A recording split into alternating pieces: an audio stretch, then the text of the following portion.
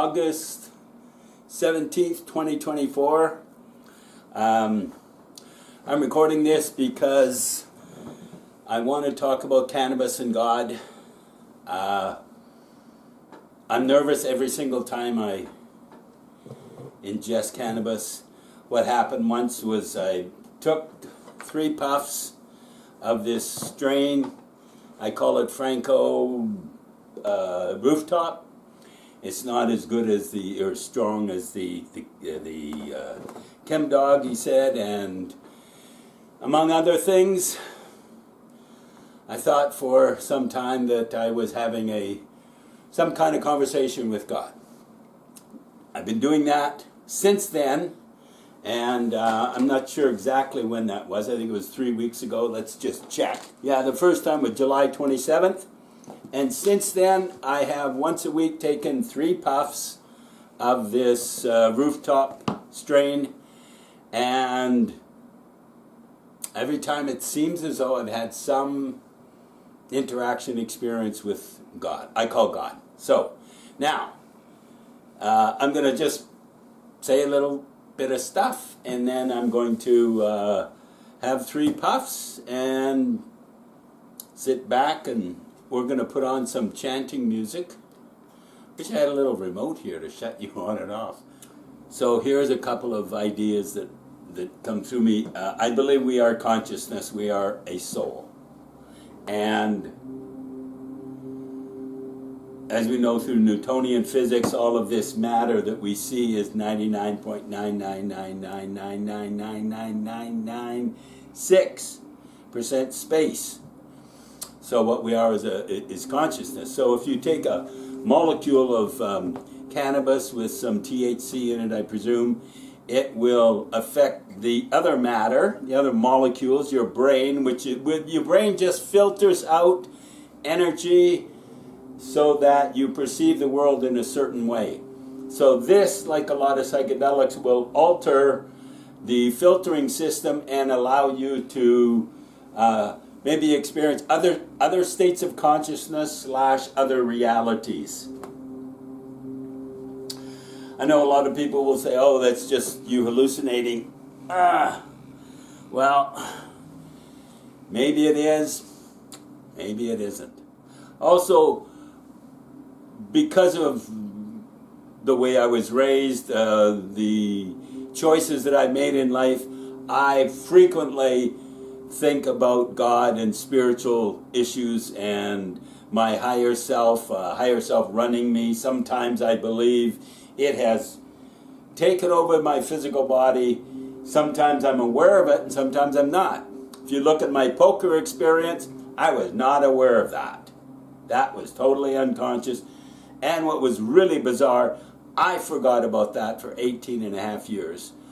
All of the young men that participated in that experience with me, I worked with for 1 month later. No one mentioned it to me. Didn't get mentioned until 18 and a half later.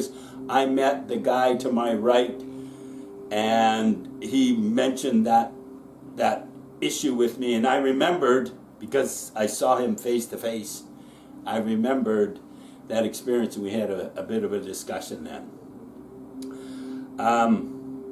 So yeah, I use plant medicine to help me access another state of consciousness. It is a beginning point. I want to be able to access that by just doing certain mental techniques, including my meditations, etc. Okay. I always write down. I'm an analog person. I write down those experiences in my book.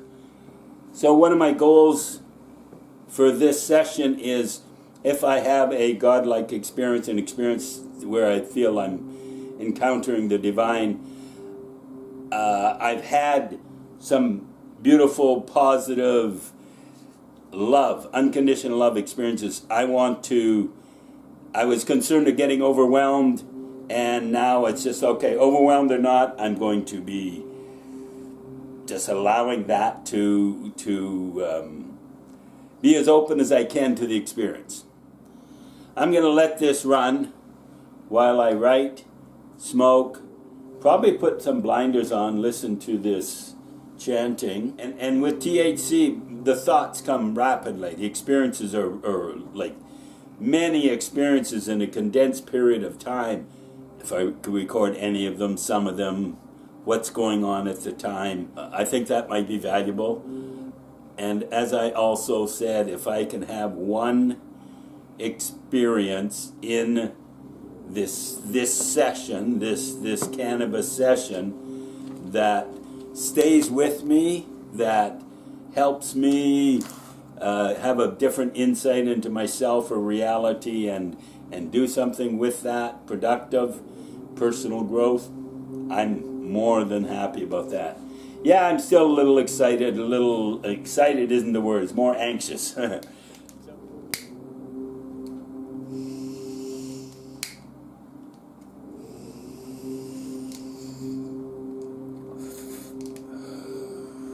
Two.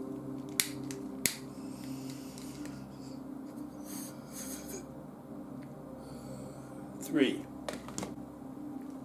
Okay.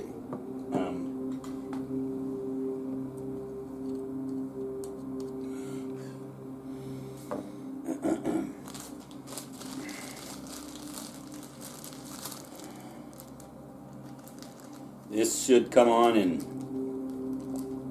a couple minutes. Just want to get everything out of the road.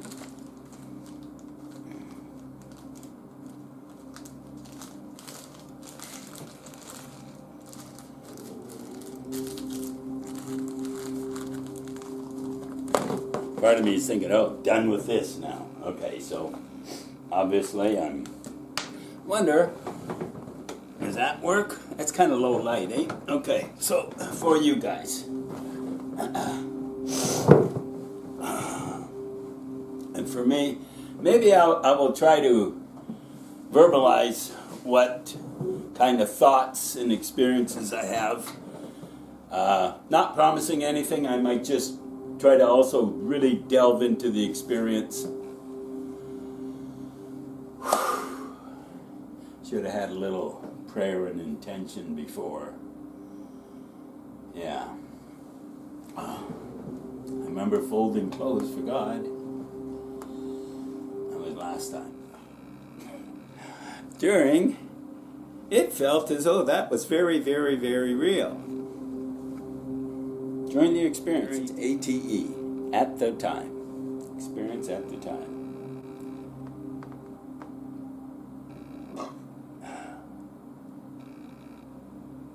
Many. Okay. Many of God,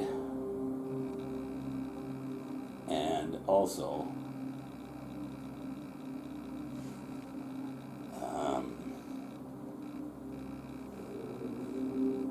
unconditional love.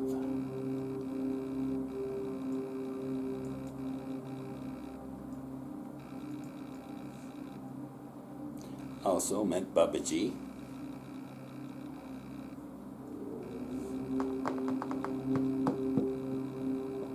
I was really, really excited. It's going to be Krishna's commemoration, 24th. I did accomplish that first one.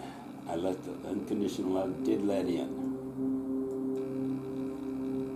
Let in more than comfortable.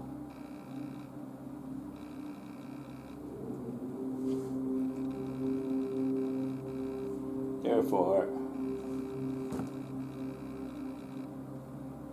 completed task one. Okay, so I'm being glib of this because there were I can't remember how many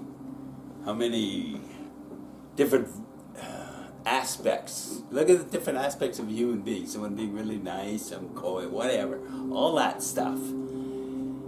Except it's different aspects of God.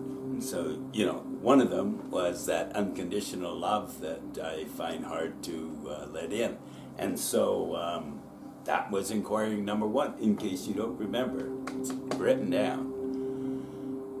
I accomplished that. I'm pleased. So, there were, okay, so in the last half hour, that's okay, there's lots of time there, and many experiences of God, and I don't give God the respect that he at that time it was a he deserves.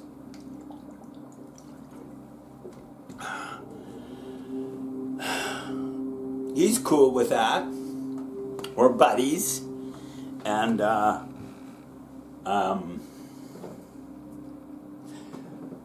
so when that unconditional love comes in, I can't say I feel a healing, but it's a healing to let it in. It's pushing my envelope, right? Everyone needs that. Push your envelope. Little tangent. Not that I'm thinking food, but thinking food. Okay, so that's 5 minutes past. So 5:20, thinking food. So it appears that cannabis actually helps me get in touch with some very beautiful, fine thoughts and feelings and experiences. I interpret them to be God. And that's a hard one. I went back there for a bit. The first thought, hey, right now I can't recall any of that. It's difficult, but I remember going in both directions. Very, very, I mentioned that on the camera, I think. When I was a kid, I'd go like this, and I'd be very, very small and very, very big at the same time. When I first started meditating, that was my experience of me. And I said that I've done nothing to deserve God experiences. I don't know why I'm lucky. Lucky, I don't believe in luck. The grace of God. So yeah, imagine Chris Bledsoe. Woo! UFOofGod.com. So I'm having sort of fun. I'm pleased with the way I record and what I'm recording. So by 4:30 I'm going to go back for at least another 15 minutes inside if I can. So imagine this. This is one of the things I like doing. Is imagine the best experience you ever had, or the one where you felt closest to God, or whatever. And if you can imagine that time, in fact, the best of your recall, whatever that experience feels like, compared to the experience itself, therefore you have time in between. But you could recall it and even move your consciousness right back there. And once you do that, whatever that, let's put numbers on things, 1 to 100. The experience that you experienced originally would be 50. And where would you put the experience of your recall if you were to number things? Unlikely it would be higher than 50. It'd probably be 33, let's say. Why not? At 4:30, I'm going to do this. I'm not really expecting anything, but I didn't before. I was like, man, how lucky am I? If you want to be delusional, be this kind of delusional. Or, better yet, keep working on your path to righteousness and God, and eventually you have to be there. Just every time you get knocked down, you got to get back up. That's the only rule. Everything else, there's no other rules. You can't quit the job. You can move yourself to any mode of existence you choose, but you cannot choose to end existence of yourself. You can't. So I'm looking forward to 4:30. At the same time, I don't believe anything will happen, and if it does, I'll be thankful. I would like something to happen. I would. Those are very positive experiences. I don't know God well enough. We need to shake hands, sit down, have a little conversation. Where's my higher self in all this? I don't know. It's sort of merged in with the big G. I'm trying to think.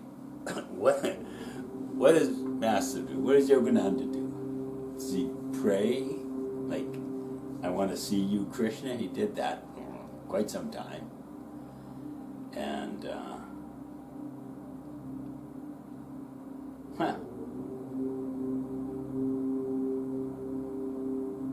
So, right now I'm just having a little trepidation meeting Krishna, great alien deception.